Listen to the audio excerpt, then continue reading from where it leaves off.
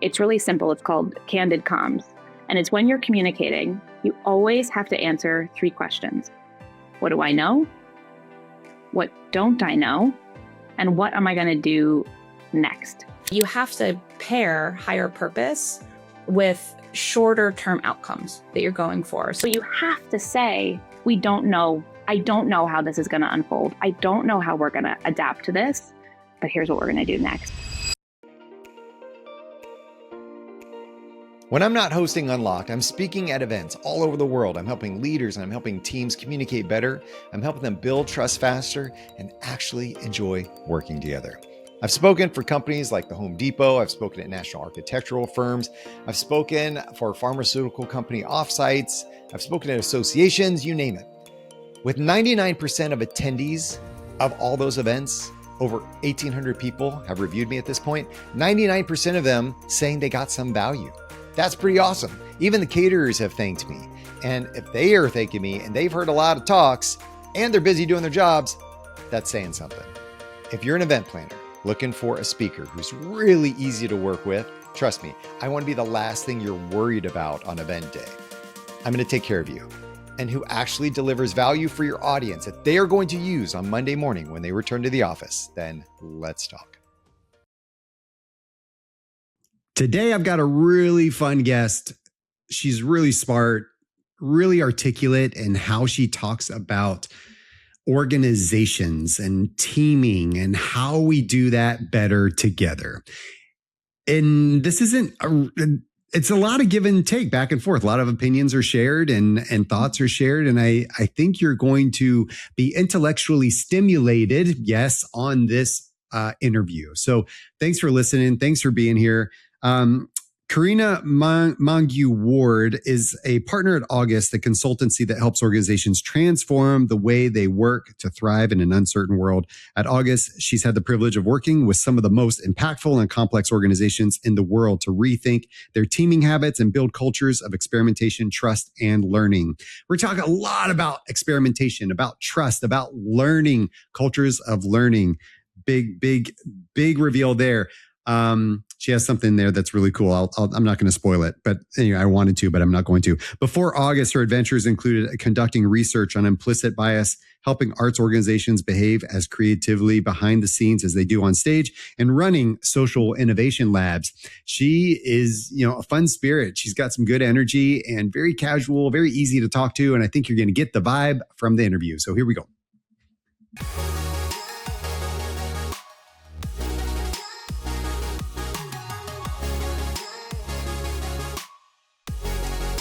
Welcome to the show, Karina. It's good to have you. Thanks for having me. Great to be here. Okay. Well, you have just launched something awesome that I'm super envious of. A book. You did it. Thank you so much. Congratulations. Yeah, Tuesday was launch day. It was just 2 days ago. And the book is called Teams That Meet the Moment. And it's out there. It's like 2 years in the making. It takes a long time to make a book. Did you know that? You probably know that. It takes so long. Oh my God. I know. My first book, it took me like 7 years. This is one of those we were talking beforehand about structured and adaptive thinkers. This is one of my adaptive thinking things. It took me like 7 years to actually write my first one. And then when I did, I decided to write it in 6 months. But that one was self-published. This next one's going to be a lot longer and I'm going to go through the process you probably just went through. So the funny thing with this stuff is like the book is, it did take us about 2 years from committing to writing the book, but it's really 10 years in the making. I mean, our firm has been around for 10 years. We've been doing this work with teams and helping them thrive in uncertainty for 10 years in all of these clients. And I do feel like I was talking to actually my publisher, and she was saying that some people write the book that they need for themselves. Like they write the book that they need to read, something they need to learn.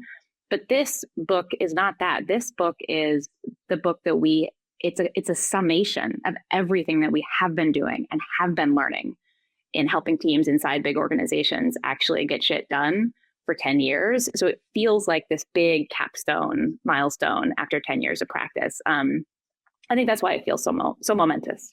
So, yeah. I bet. That's amazing. Very cool. So let me talk about this for a second. Organizations, they say they want agility and experimentation and innovation, right? Because they put that on their values. Every company does. But most teams seem very allergic to uncertainty. They don't like it. So let's start here. Why do you think humans create so much rigidity when the world actually keeps demanding adaptability? I have two hypotheses about these, and I think they're both generous, because I don't think that people are doing this for bad reasons. I think the first is that humans are wired to seek predictability and certainty. Like, that is, from all of my research and all of my being with humans in the world, we really, really need that.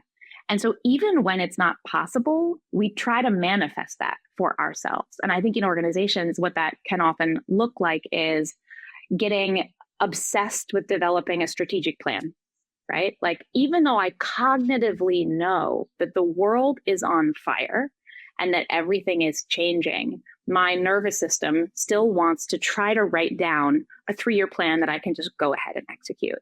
And I think that the leaders that understand that cognitive yearning is real, and like where that comes from, and that it's actually not something that can be satisfied, are the ones that are most fit to survive in ambiguity. I think the other piece is many people that I work with come up through MBA programs, or they've been mentored by senior leaders from the boomer generation or even Gen X. And they learn a certain way of doing things. They learn how to plan and predict and build elaborate strategies and focus on superstar talent. We just got to get the right people in the right seats, and like, we're going to let them go after whatever we need to go after. And I think that a lot of getting good at closing the say-do gap, I think what you're talking about in my language is the say-do gap, saying, let's be agile, let's be innovative. And then actually, what is your team doing on a Tuesday? Is it actually practicing that? I think closing the say-do gap requires a terrific amount of unlearning about what being a good leader and being good in an organization looks like. Like, we think being a good leader is about knowing the answers, when actually nowadays being a good leader is being able to say, here's what I don't know.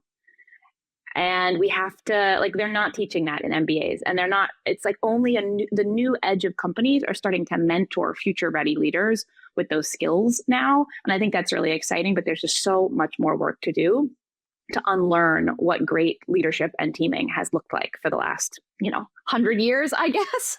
But it doesn't work anymore. What about what's the power in saying what you don't know?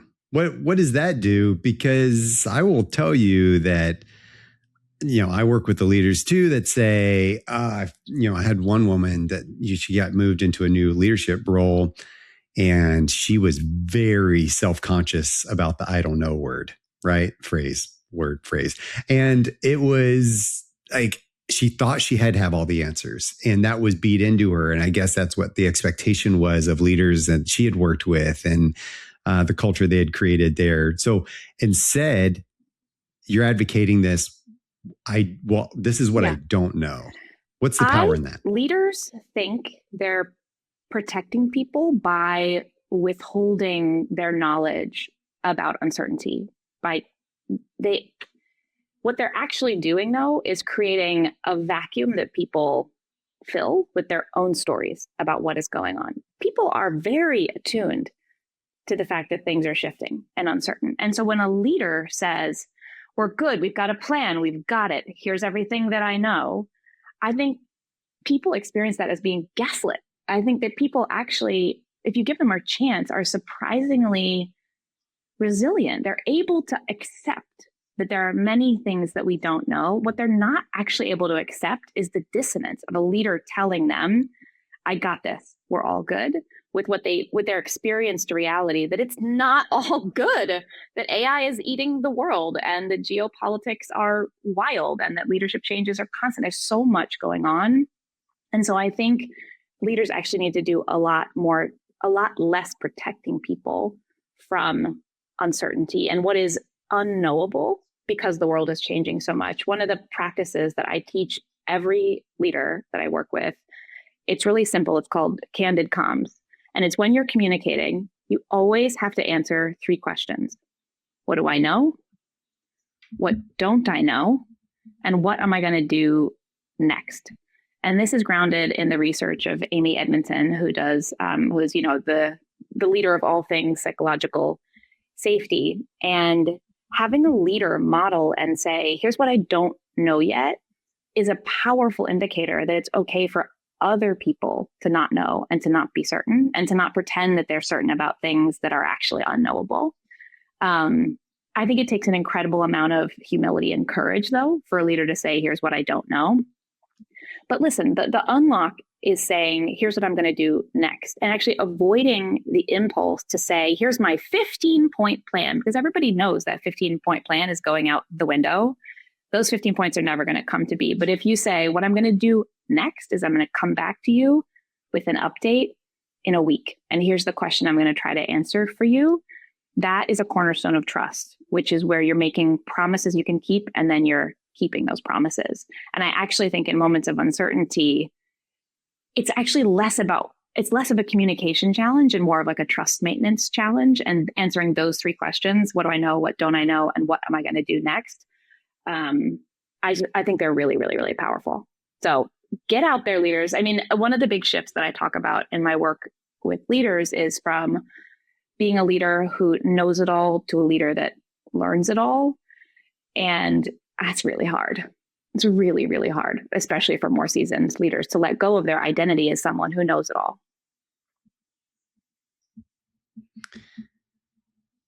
That's powerful.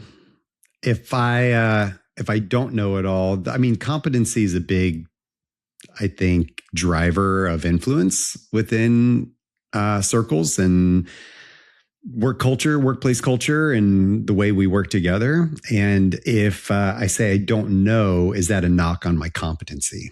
Right? I think people start to wonder, if I say that, am I throwing my influence away? What do you think about that? I think absolutely not. And it's because a leader needs to know the difference between things that I should know and I don't because I've been competent. And it's like, if you should know how to do something and you don't, and your team can tell that, of course, you're going to lose your influence and you're going to lose your trust because people want to know that you have competence.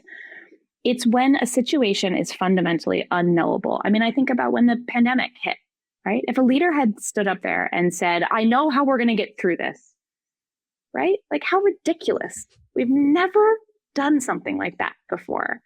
And so you have to say, we don't know. I don't know how this is going to unfold. I don't know how we're going to adapt to this, but here's what we're going to do next. And it's the same in all these micro moments, like when all the tariffs were hitting, I was inside many, many companies where leaders felt a lot of pressure to say, we're going to get our strategy together. We're going to get this right. We're going to get this right. And the reality is there was a lot that was unknowable about that situation, about what was going to happen and where the wind's going to shift again, and being able to say, here's what we do know. We know we're going to hold prices. We know we're not going to compromise our values. We know there's always a set of things that you can say that you do know. And then having the humility to say what you don't know. I actually think that being able to handle uncertainty is a new kind of competence. Like, that is a leadership competency. And we talk more about competency as like domain expertise. Like, I'm great at leading supply chain. I'm great at leading marketing. I know everything about my domain, but I think you lose legitimacy as a leader if you pretend to know things that are fundamentally unknowable. I don't know. Do you agree? What do you make of that? I think that's really good. No, I think that's a good point. Authenticity has become such a bigger issue, I think, in the world. I think, and it kind of started with the whole realm of social media in that sense, and the generations that started coming through, the Gen Xers, as they started getting older and not wanting to, started calling out the BS a little bit more. And I think that, our society as a whole started looking through the lens of authenticity and what is real and what isn't, and what's being thrown at me that's, I'm emotionally responding to in a bad way or reacting to. And I think that that's a problem. And so when leaders get up and try to blow smoke, I think that a lot of people see it and they see through it. And that's a really quick indicator that I can't trust this person because I don't know what's going on. Either they're for themselves, they're against me, right, but they're not for me, right? Because they're blowing some kind of smoke somewhere. Now, this whole idea of know it all versus learn it all, I really like that. It's really, really good. And you work a lot with organizations about, trust and learning. What do you think destroys learning fastest inside organizations? I do a lot of work on failure and the kind of anatomy of failure. And I think what destroys learning is a lack of sophistication around understanding that there are many different kinds of failures. And that if we treat them all the same, particularly if we overreact to ones that don't need kind of punishment, then we create a culture where people feel they get into self-protective mode. I think you kind of talked about this maybe in our pre-conversation. I think the thing that most damages learning is when people are fundamentally think it's their role to protect themselves, protect their reputations, protect their jobs. I mean, the job market is so volatile and wild right now. I really understand people's instinct to hide and protect. Like, why would I put my neck out? Why would I experiment and try something I've never tried before? I need this job.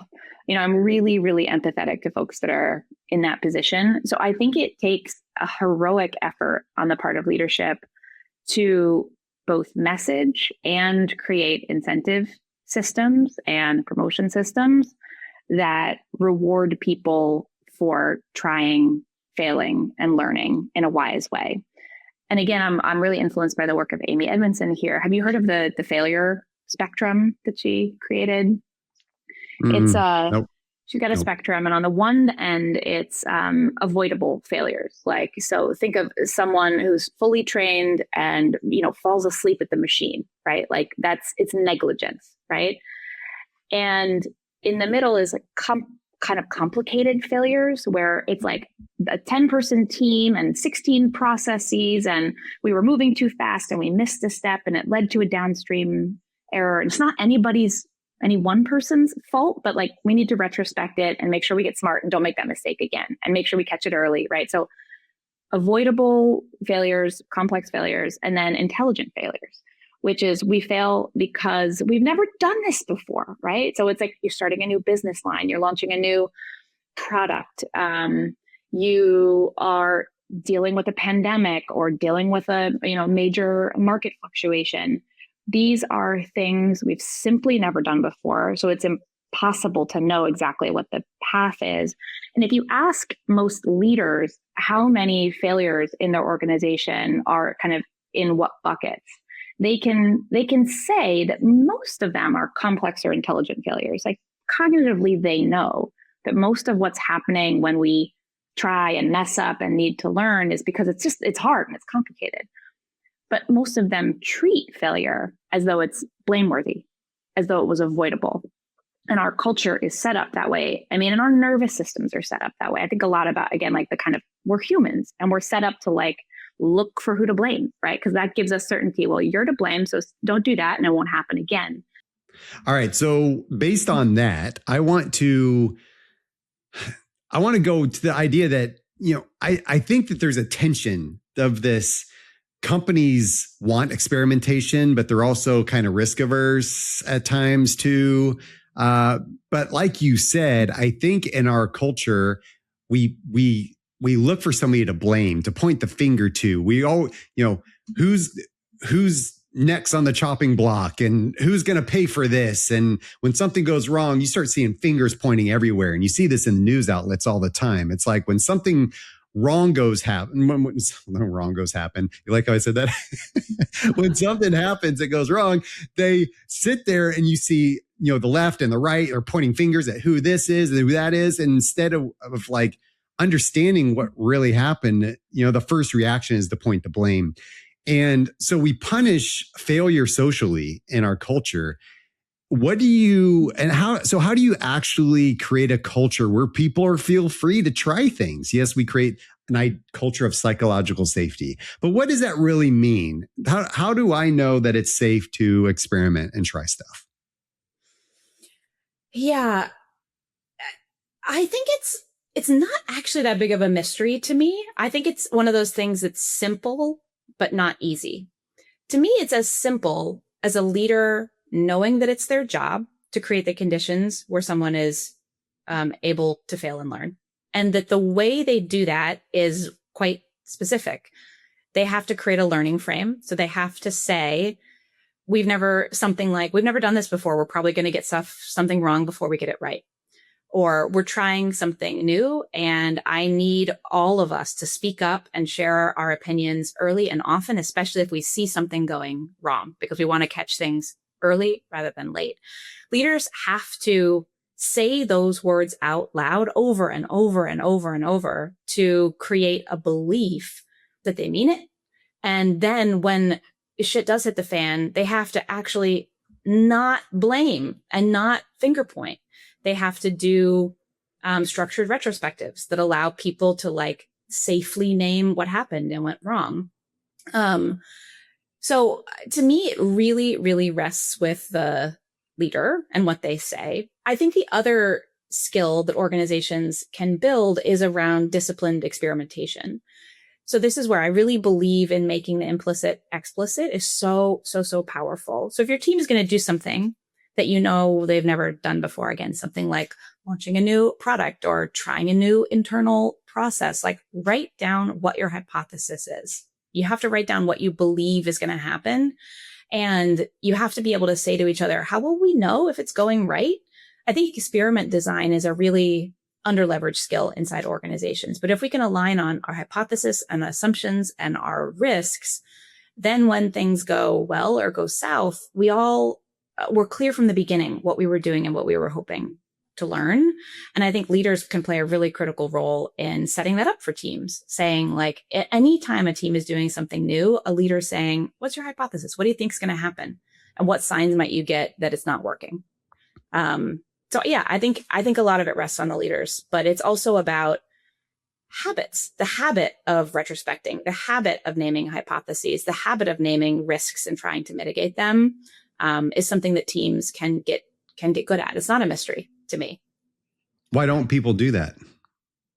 I don't think that they know to. I don't think that they've been taught to, I think that they have been taught through, business school and internal mentorship programs and watching leaders model for them that they better get their shit together and get it right the first time, or they're not going to get that promotion, or they're going to lose their reputation, or someone's not going to listen to them next time. I think that the feedback cycles inside organizations are really powerful. You see someone next to you go out on a limb and try something and get, their wrist slapped for it. You're not going to do that. And people are highly, highly attuned to signals of retribution for failure. So I think that leaders just don't have the skill yet, which is why I think we should be, we focus a lot on developing individuals. And I think we need to be focusing a lot more on developing teams and developing team cultures who are able to do what we're talking about. But our organizational development systems are not really set up for that. Are you a goals person, or are you I think goals are overrated? I am an outcomes person. I'm a purpose and outcomes person. I think that all work should be organized around higher level purpose. If a group understands what it is they're trying to achieve, particularly in the context of the organization's mission, if they can connect their work to higher purpose, I really believe that humans have good instincts about how to steer together when higher purpose is clear. And then I think, but you have to pair higher purpose with shorter term outcomes that you're going for. So one of the practices that we really focus on at August is called the team charter. So anytime you're putting together a new team, the two fundamental questions you have to ask are, what's the higher order purpose of this group? And what is this group, what outcome is this group sprinting towards for the next 90 days? And that can be something as simple as like launch phase 1 or finish our plan or do 3 tests or validate, an answer to this question. But that's what gives humans that feeling of like predictability and stability that they need to say, great, we know what the next chunk of our work is. So if that's what you mean by goals, yes. I also do a lot of work around like OKRs, helping organizations set objectives and key results. I think that's helpful. I think it's better than ambiguous, wordy goals. Like clarity is kind. But if we're talking about at the team level, to me, it's purpose and what I call like sprint outcomes is what I find gets the juice flowing in teams the most. Okay. What about you? Are you a goals guy? Here's the thing. I've wanted to be, because that was the culture I was brought up in. And what I understood was supposed to be how you run a business, right? You build a business plan and you have certain goals and measurements in there that you want to reach. And that's how you know if you're doing okay or not, is by making sure that you're exceeding or meeting certain criteria or thresholds that you're working towards. And my wife is constantly coming to me and saying, so are you setting goals for your business? Like, how are things going? I'm like, I do once a year, and then I might review them once a year. And it's like, I'm kind of like, I think I should be doing that thing because that's what society and business has told me, but I don't. And I've had, regardless, a very successful business. And I look at, I'm reading a book right now. Oliver Burkeman, who's a philosopher, is writing a book. It's all about antidotes for people that hate positive thinking, but it's how do you still move forward with that idea, right? And it's interesting because I just finished the chapter on the counter argument of goals, and how they've done a bunch of studies on people that really set goals within their culture actually performed worse than teams that had no real goals put in front of them. Now, the organization up top knows the goal, but they never told it to the teams. They just kind of let the teams perform and operate. And of course, you have to have good people that are going to want to perform. And maybe it links to what you're talking about, is that higher purpose. Like, why are you there? Are you aligned with our purpose and what we're doing? Because I think that's where alignment really comes into play. And I don't know. I'm on the fence back and forth between, I think you have to have something to measure against, and especially if you're a public company, you're going to have to meet some criteria, but I don't know. It's an interesting discussion. Yeah, no, I think it's such an interesting one. And I do think it comes down to that. There's a more fundamental alignment, a more fundamental motivation that I think is more powerful than goals. I think sometimes we set goals that are really actually just metrics. Like, I want to get X number of followers, or I want to do X revenue. Like, that's just it's a metric that we should be tracking against how we're doing. And metrics are helpful for directional steering. But I think the deeper long-term why for what you're doing. I mean, I imagine, Scott, the work you're trying to do in the world, and like that animates you more so than any little goal sentence you're going to write down on paper. And you've got projects probably, right? You're like, I'm working on this now and that now. And like the feeling of achievement, accomplishment that comes with like chunking off a big piece of work and getting it done, to me is more meaningful than like ticking off particularly a numeric goal that's written down on some page somewhere. And I think that is part of the problem, is when we start chasing the metric Yeah. And that's what gets in the way. Simon Sinek wrote a book called The Infinite Game that I reference all the time in the philosophy, but with our finite thinking versus infinite thinking, and the way that finite thinking, meaning we win and lose by the quarter, we win and lose by the month, we win or lose by our metrics and our sales numbers. And I think that destroys culture. And I think it destroys our mentality and why we're really here to do what we do, because I've seen so many sales teams that come to me that don't meet their number, and all of a sudden they're all failures for that quarter. And I'm like, really? Like, is that how you're basing your whole existence? And does anybody remember how you did in Q2 of 2022? Like, does anybody remember that? And I think that that's what's perpetuating this problem that we have when we measure like the goal culture. And I think it connects right back to what we were talking before about the learning culture and the failure culture. Like if what Wall Street, sees as your success is hitting the quarterly numbers again and again and again, it creates no room to take risks and to fail and learn for things that will generate much more infinite benefit, because it's going to compromise the numbers right now. And, we work with publicly owned and privately owned businesses, and we do see more of that kind of creative spirit and that willingness to play in the privately owned businesses, because there's less of that exposure, the metrics exposure. I do think, though, that that's where organizations overall, and yes, the culture is determined by the organization overall, but value is created at the team level, at the team unit. And I think it's possible for teams inside big organizations to do this differently, to be more driven by purpose, to see metrics as helpful and directional, but not the ultimate, thing that we are measured against at all time, to see learning as more important than success today. And I think that when teams start operating that way and we can see that they can be creative, it starts to create a ripple effect outward. So that, that's why I'm certainly bullish on teams, but I'm with you that the kind of rigid goal setting culture is, it's not good. It doesn't feel good for people either to constantly feel in a failure narrative when what we should be in is a learning narrative. I saw an email from a CEO written out to his entire organization that was a result of not meeting numbers and feeling the pressure.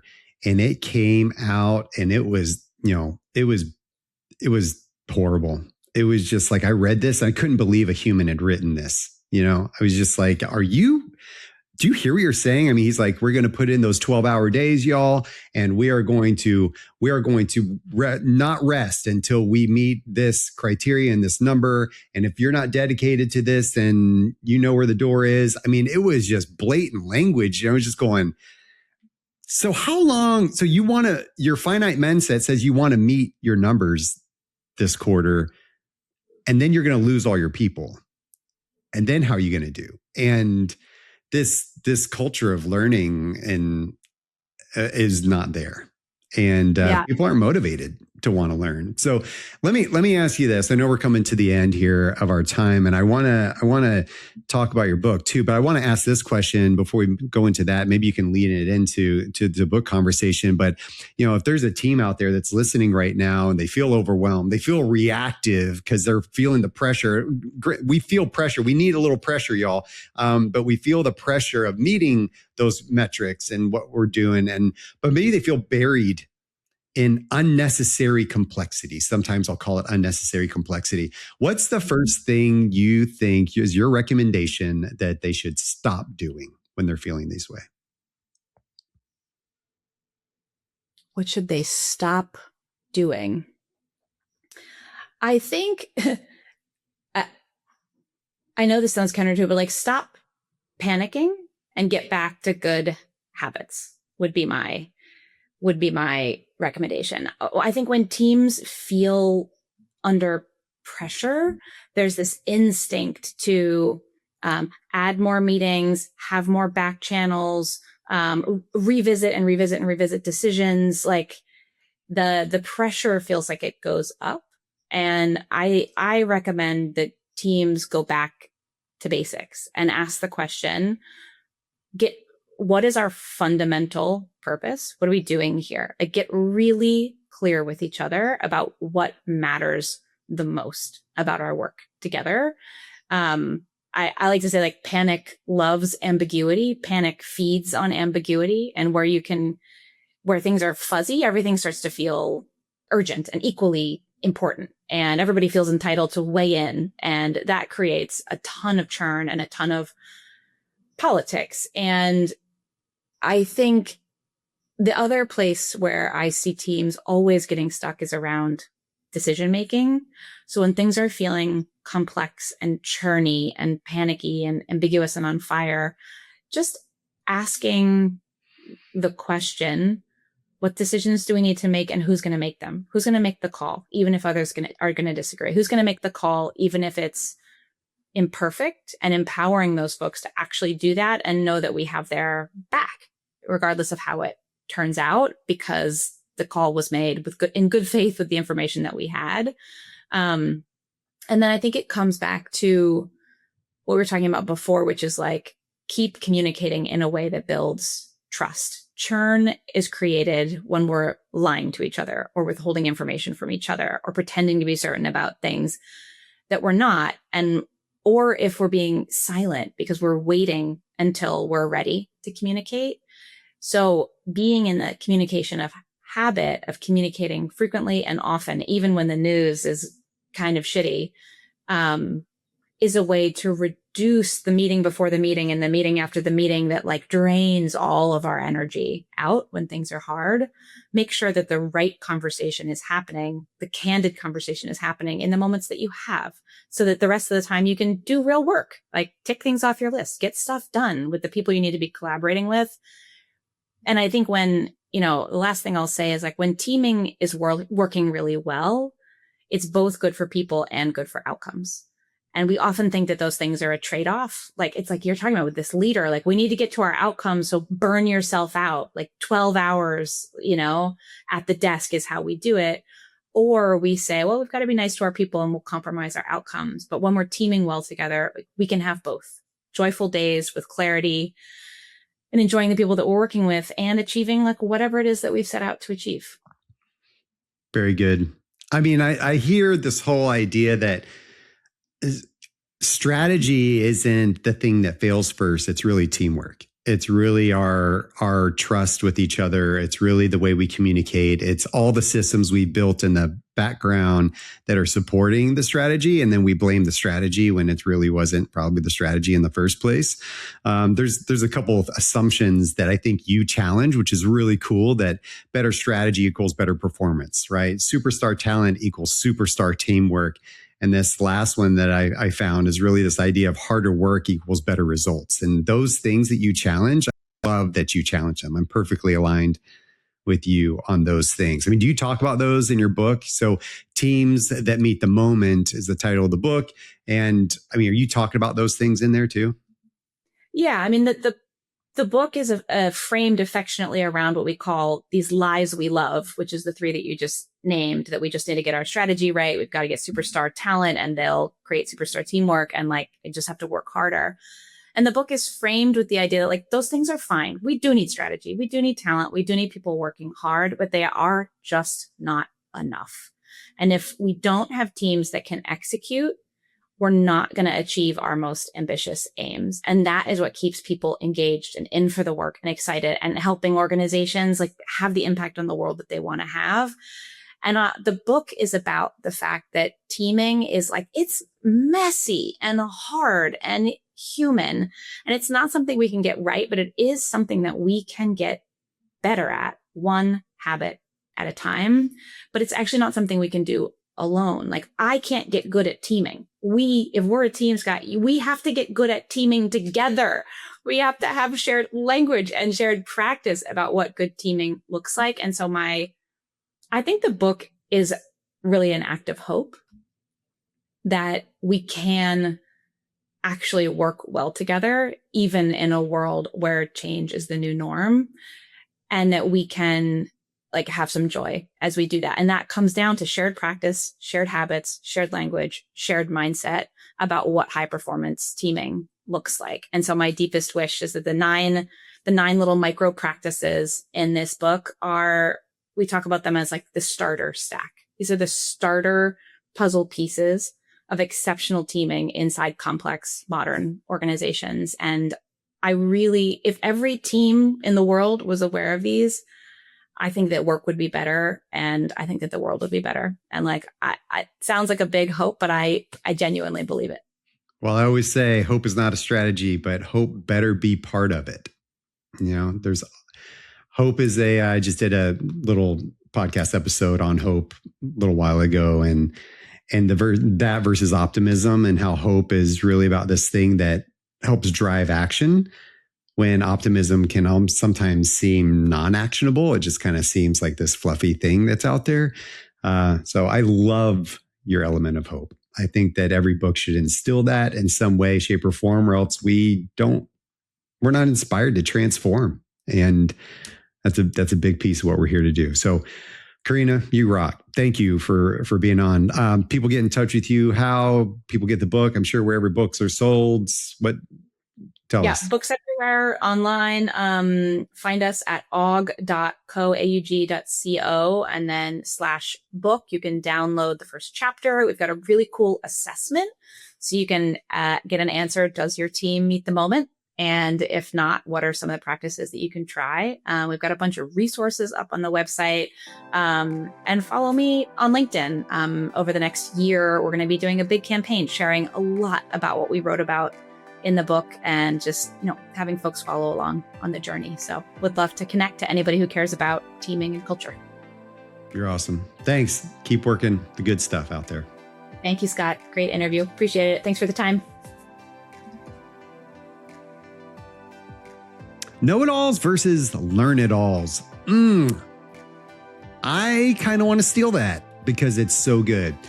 Know-it-alls versus learn-it-alls. And if we can create cultures around that, I think that is going to empower a lot of our leaders, a lot of the people that feel a little bit insecure about what they're saying to their people and how they're leading their people. I think that's so good. The Candid Comms that she talks about, try this out. Try this out next time you're having conversations in your one-on-ones. It's like, what do I know? What don't I know? And what will I do? That is pretty cool. And I think we should encourage that from the people that are reporting to us as well, to have them share what they know, what they don't know, and what they're going to do. That transparency, it builds trust. And then I think this other thing about how do we build conditions for teams and not just individuals? We have a very individual performance culture. And if we can bridge that into team culture and team performance culture, then I think we could do some things that I think we feel a little bit held back from doing in our workplace and the things we're trying to achieve. Karina, thanks for being on the show. Thanks everybody for being here. If you want to find out more information about me or check out the show notes where there's going to be more information and links to the things referenced in this episode, visit scottwaldron.com. And lastly, I'm asking for a little bit of love, just a little bit. So please take a moment, follow, rate the show. The algorithms like that, and it helps me get the word out. I really appreciate it. Thank you. And until next time, stay unlocked.